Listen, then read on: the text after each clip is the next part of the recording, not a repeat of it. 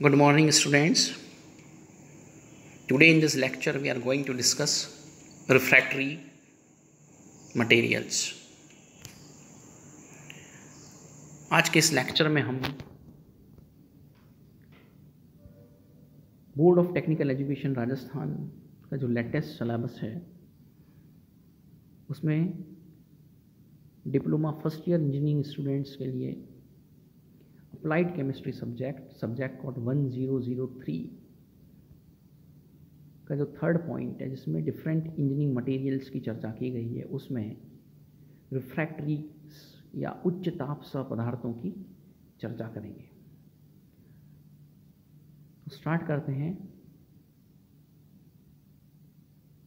What refractory materials are, उच्च ताप सह पदार्थ क्या होते हैं और उनके से क्या गुणधर्म होते हैं जिससे वो उपयोग में आते हैं, किन एरियाज़ में उनको उपयोग में लेते हैं और क्या क्या उपयोग उनके हैं। तो ये इंट्रोडक्टरी पार्ट आज हम इस लेक्चर में स्टार्ट करते हैं। So first of all will discuss what are refractories. उच्च ताप सह पदार्थ क्या हैं? Any material which can withstand high temperature. Hindi में कहें तो कोई भी पदार्थ जो उच्च ताप को सह सकता है उच्च ताप सह पदार्थ कहलाता है। अब यहाँ उच्च ताप को सहन करने से क्या तात्पर्य है? What is we mean by withstand high temperature.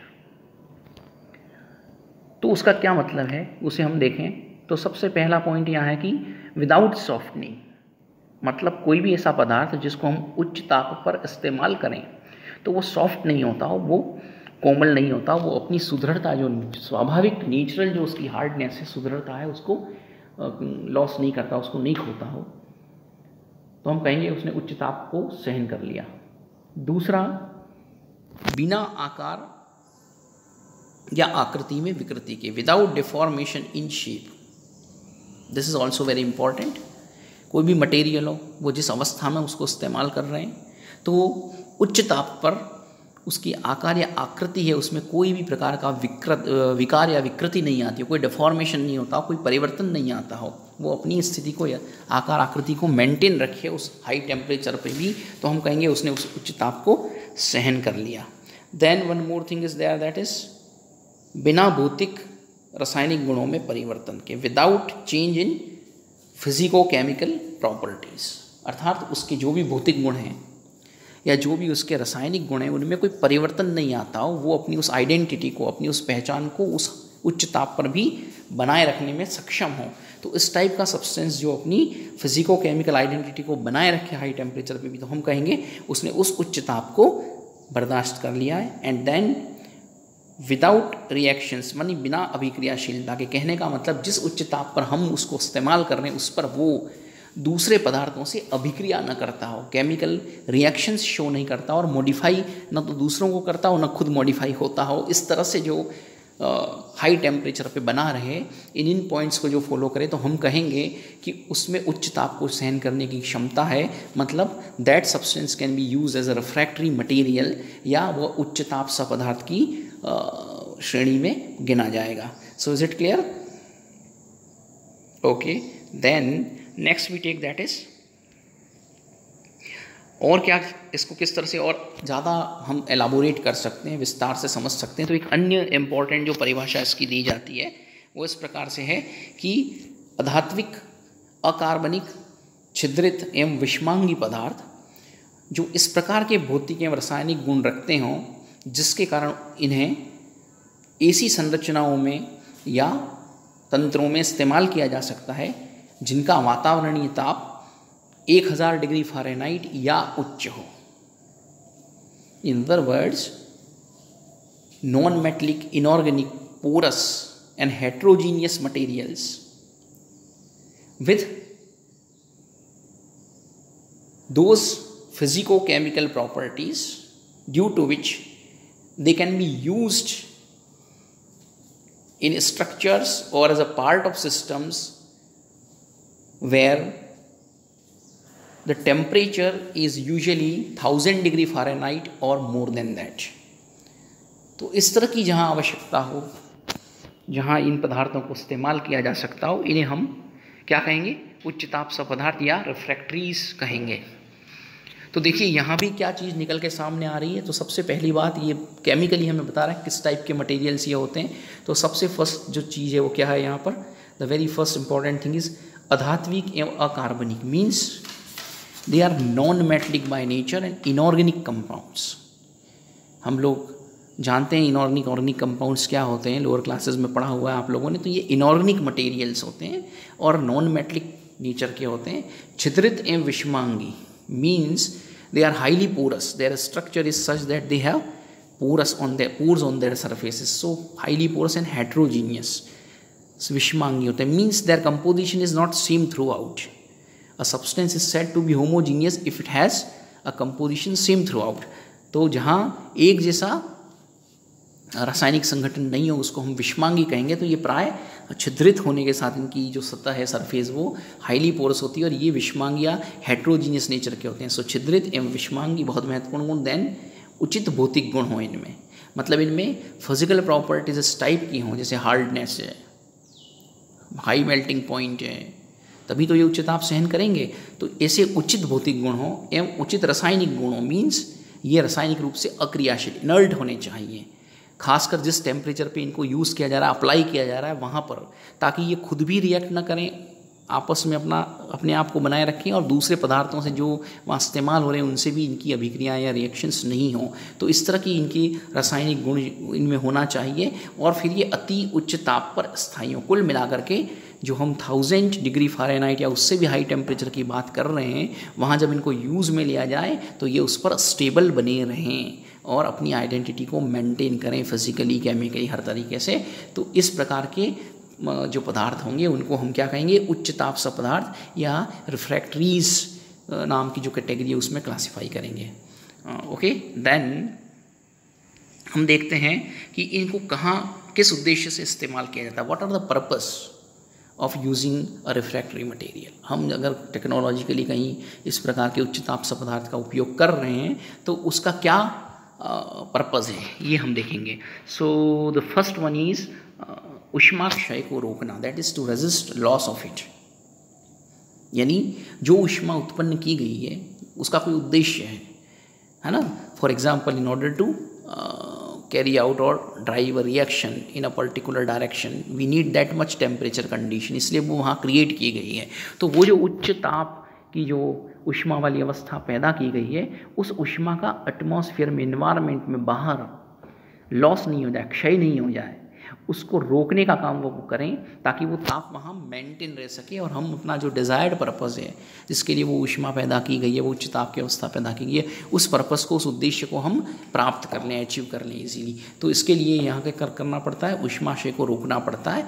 We have to resist loss of heat. Clear? So very the first purpose of using a refracting material is this one. ये इसका मुख्य प्रथम उद्देश्य। दूसरा क्या है? संक्षारण रोधी एवं अपघर्षण रोधी। तो हम देखेंगे कि इनको हम ज़्यादातर कहाँ इस्तेमाल करते हैं, जैसे मेटलर्जिकल ऑपरेशंस में करते हैं जहाँ धातु कर्म होता है। तो क्या होगा कि वहाँ बहुत सारे पदार्थ बनते हैं, जैसे स्लैग बनता है, धातुमल कहते हैं जिसको, गैसेस बनती हैं टाइम बीइंग के लिए, ये सब या ऐसी मोल्टन मेटल्स या इस टाइप के पदार्थ बनते हैं। तो इनके ये संपर्क में आएंगे, ऑब्वियसली ये वहाँ कॉन्टैक्ट में आएंगे। तो जब वहाँ उनके कॉन्टैक्ट में आएंगे तो ये पदार्थ इनका कोरोजन कर सकते हैं, संक्षारण कर सकते हैं, या इन पर इनका इफेक्ट होने से ये घिस सकते हैं, इनका अपघर्षण हो सकता है।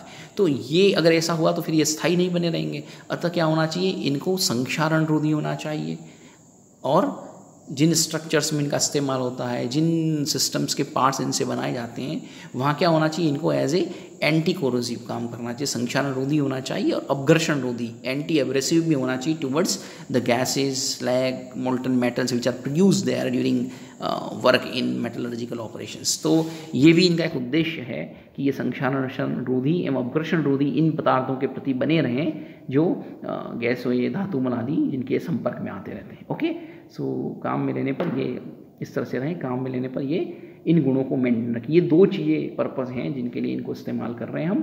ठीक है, what are the examples of such materials, क्या उदाहरण हैं इनके।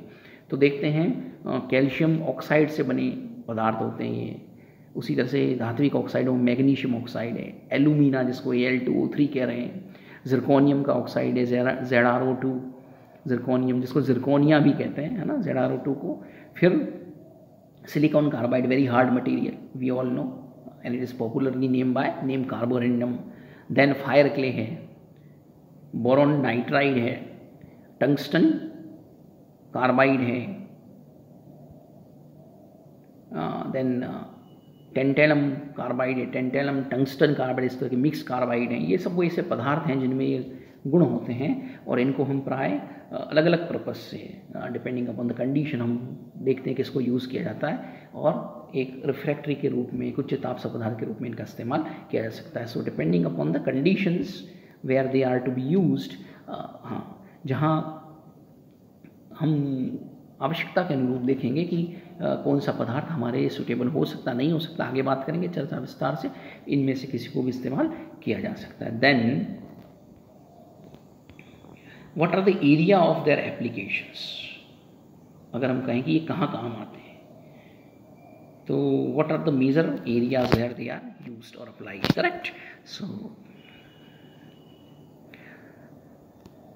तो फर्स्ट इज केमिकल इंडस्ट्रीज, जो रासायनिक उद्योग होते हैं, बड़े बड़े प्लांट्स होते हैं, वहाँ पर बहुत सारी ऐसी रासायनिक अभिक्रियाएँ होती हैं जिनको हमें बहुत ही उच्च तापमान पर संपादित करना होता है, इसके नीचे वो नहीं हो पाती हैं। तो वहाँ पर हमें बहुत उच्च ऊष्मा उत्पन्न करनी होती, ताप उत्पन्न करता है और उसको मेंटेन रखना होता है।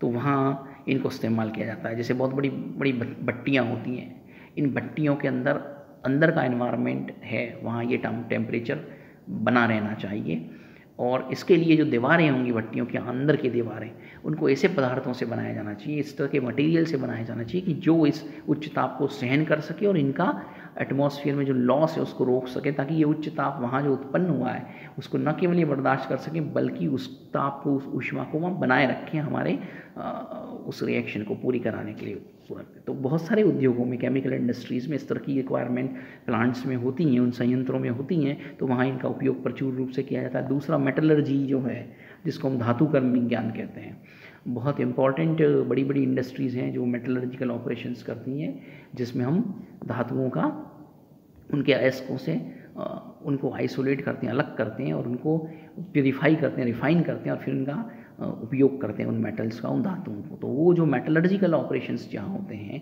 वहाँ ऐसे जो प्लांट्स या संयंत्र लगे होते हैं बड़े बड़े, वहाँ पर भी इस तरह की आवश्यकता पड़ती रहती है। तो वहाँ ये उच्च ताप पदार्थ इस पर्पस के लिए काम में लिए जाते हैं। फिर इंजीनियरिंग में, अभियांत्रिकी में, फील्ड ऑफ इंजीनियरिंग में, तो जहाँ इंजीनियरिंग मटेरियल्स बनते हैं, इंजीनियरिंग टूल्स बनते हैं, वहाँ पर भी इस तरह की आवश्यकताएं होती हैं, उच्च ताप पदार्थों की ज़रूरत पड़ती है। तो वहाँ पर भी हम इनको उसमें भी इंडस्ट्री में इस्तेमाल करते हैं। फॉर एग्जांपल देखिए आप, भट्टियों में, टैंकों में कन्वर्टर्स जो होते हैं, परिवर्तक कहते हैं, हाई टेम्परेचर रिएक्शन के लिए जो क्रूसिबल्स होते हैं, उनकी जो इनर सरफेस होती है उसकी लाइनिंग बनाने में ये ज़रूरी होते हैं, तभी ये उस टेम्परेचर को मेंटेन कर पाएंगे और रिएक्शंस हो पाएंगे। दूसरा जो है वो है धातु के उत्पादन, मेटलर्जिकल ऑपरेशंस जहाँ होते हैं, धातु उत्पादन होता है, सीमेंट उत्पादन है, स्टील जहाँ बनाया जाता है वहाँ स्टील प्लांट्स हैं। उसी तरह से ग्लास बहुत हाई टेम्परेचर पे बनता है ना, तो ग्लास प्रिपरेशन में है। सेरेमिक्स जो बनते हैं, वो सेरेमिक मटेरियल्स बहुत यूज़फुल हैं क्रूसिबल वगैरह बनाने के लिए, उनके निर्माण में यहाँ जगह इनका प्रचुर रूप से उपयोग किया जा सकता है। तो इस तरह से हम देखते हैं कि क्या उपयोग हैं इनके और किस किस फील्ड में इनको हम यूज़ कर सकते हैं, correct. So this is very important. Then कभी पूछा भी जा सकता है कहाँ इस्तेमाल होते हैं। Then what are important characteristics of refractories, हम देखेंगे कि ऐसे क्या गुण हैं या ऐसी क्या विशेषताएं इन पदार्थों में होनी चाहिए जिनसे हम इन्हें एक अच्छा रिफ्रैक्टरी कह सकते हैं, एक अच्छा उच्च ताप सा पदार्थ कह सकते हैं इनको। सो उसके लिए हम देखेंगे कि इनके क्या लाक्षणिक गुण होते हैं, what are characteristics properties. The very first is, जिस ताप पर इनका उपयोग किया जाता है उस पर असंगलनीय होना चाहिए इन्हें। What does it mean? Means they must be infusible at the temperature range where they are to be applied, जहाँ हमें इनको काम में लेना है, जिस ताप परिसर में इनका उपयोग करना है, उस टेम्परेचर पे ये असंगलनीय होने चाहिए, ये इनफ्यूजिबल होने चाहिए, अर्थात ये फ्यूज़ नहीं हो।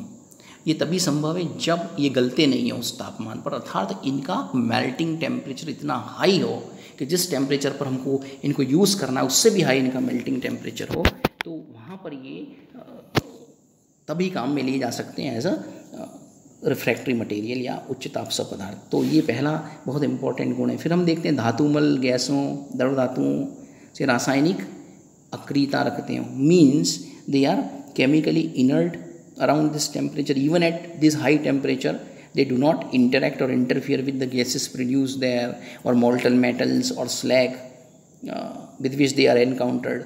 तो जिन परिस्थितियों में ये अभिक्रियाएँ करवाई जा रही है वहाँ उस उच्च ताप परिसर पर उतनी ऊष्मा की उपस्थिति में भी ये क्या होने चाहिए, अक्रिय हों, इनर्ट हों, और गैसेस से, लिक्विड मेटल से, मोल्टन मेटल से, स्लैग्स वगैरह से ये रिएक्ट न करते हों बिल्कुल भी। ये बहुत इंपॉर्टेंट चीज़ है। ये होना चाहिए उच्च ताप पर अनअपघटनीय होना चाहिए, मीन्स क्रैक्स डेवलप नहीं हो इनमें। ऐसा नहीं हो कि ये इतना हाई टेम्परेचर है उस पर इनमें क्रैक्स डेवलप हो जाएँ और जिस स्ट्रक्चर का ये हिस्सा बन रहे हैं वो फिर टूट फूट जाए, वो ड्यूरेबल नहीं रहे लंबे समय तक। तो ऐसा नहीं होना चाहिए। आकार एवं आकृति में अपरिवर्तनीय हो। This is another very important aspect कि their shape and their form should not be changed, है ना, उनमें कोई ऐसा डिस्टॉर्शन या विकृति आ जाए, ये नहीं होना चाहिए। पहले बात कर ली हमने। क्रियाशील ताप परिसर पर उच्च ताप लोड को वहन करने की क्षमता होनी चाहिए, बिकॉज इनको इस्तेमाल जनरली हम कहाँ कर रहे हैं, ऐसी इंडस्ट्रीज़ में, ऐसे प्लांट्स में जहाँ हाई टेम्परेचर पर रिएक्शंस होनी, जैसे कि भट्टियों में, है ना। तो इन भट्टियों वगैरह में हम क्या करते हैं, बहुत बड़ी बड़ी संरचनाएं, बहुत बड़े बड़े पदार्थ इनमें डाले जाते हैं, तो उस हाई लोड को ये टॉलरेट कर सकें। ऐसा नहीं हो कि उस हाई टेम्परेचर पर जैसे ही वो हाई लोड उनमें डाला जाए, वो हाई लोड वाली स्ट्रक्चर्स डाली जाएँ तो ये अपने आप टूट फूट जाएँ। ऐसा नहीं होना चाहिए, इनमें टूट फूट नहीं होनी चाहिए। मीन्स उच्च जो क्रियाशील ताप परिसर है ना, टेम्परेचर ऑफ वर्किंग, है ना, उस हाई टेम्परेचर रेंज में जब हम वर्किंग कर रहे हैं इनके साथ में, तो उच्च ताप और ऊष्मा की अवस्था में भी ये उस उच्च लोड को आसानी से टॉलरेट कर दें, उसको बियर कर लें, ऐसा इनमें एबिलिटी होना चाहिए। देन धात्विक द्रवों, गैसों, धातुमल आदि के प्रति संक्षारण नहीं होना चाहिए। पहले भी हमने बात की है कि बहुत इंपॉर्टेंट चीज़ है कि ये एंटी कोरोसिव होने चाहिए, अदरवाइज़ क्या होगा, ये ख़राब हो जाएंगे, फिर मतलब नहीं रहेगा इनको इस्तेमाल करने का, मीन्स बहुत जल्दी इनको बदलना पड़ेगा या ये ड्यूरेबल नहीं रहेंगे। फिर ताप बढ़ाने और कम करने पर तापीय प्रसार एवं संकोचन क्रमशः एक रूप यूनिफॉर्म होना चाहिए, मीन्स और इंक्रीजिंग और डिक्रीजिंग टेम्परेचर, क्योंकि रिक्वायरमेंट रहेगी कि तापमान में बढ़ाना भी है, वहाँ का कभी हमको टेम्परेचर एकदम कम भी कर देना है। तो ऑन इंक्रीजिंग और decreasing temperature they are thermal expansion and contraction respectively must be uniform, मतलब एकदम से न तो ताप बढ़ने से प्रसरित हो जाए, न एकदम ताप कम करने से संकुचित हो जाए। एक पर्याप्त ताप परिसर में उच्च ऊष्मा और ताप वाली अवस्थाओं में भी इनमें न तो बहुत ज़्यादा एक्सपांशन होता हो, न कंट्रैक्शन होता हो, और जो होता हो वो यूनिफॉर्म होता हो, एक जैसा, एक समरूप होना चाहिए। तो ऐसा होना चाहिए, ताप बढ़ाने और कम करने पर तापीय प्रसार संकोचन क्रमशः एक रूप होना चाहिए, means the thermal expansion and contraction on increasing or decreasing temperature respectively must be uniform in manner. Okay, so these are very very important properties of characteristics of refractory materials. तो उच्च ताप पदार्थों की ये कुछ खास लाक्षणिक गुण हैं जो इनमें होने चाहिए, जिनके कारण हम इनको एक अच्छा उच्च ताप पदार्थ, एक गुड रिफ्रैक्टिंग मटेरियल कह सकते हैं, और तब हम इनका इंडस्ट्रीज़ में इस्तेमाल कर सकते हैं, तब हम प्रैक्टिकली इनको बड़े बड़े प्लांट्स वगैरह में यूज़ कर सकते हैं। So today in this lecture we discussed what are refracting materials, क्या होते हैं उच्च ताप पदार्थ, फिर उनमें का पर्पस ऑफ यूजिंग क्या है, किन उद्देश्यों से हम काम में लेते हैं, कहाँ कहाँ किन फील्ड्स में किस प्रकार से उनका उपयोग किया जाता है, उनकी एग्जांपल्स क्या हैं, और इनमें ऐसी क्या खास गुण या करैक्टरिस्टिक प्रॉपर्टीज़ होनी चाहिए जिसके कारण इनको एक उच्च ताप पदार्थ कहा जा सके या एक उच्च ताप पदार्थ के रूप में इस्तेमाल किया जा सके, एक अच्छे रिफ्रैक्टरी मटेरियल बन सकें, गुड रिफ्रैक्टरीज हो सकें। तो इस तरह से हम देखेंगे कि उच्च ताप पदार्थ जो अच्छे गुण रखते हैं वो क्या होते हैं। सो this is all about this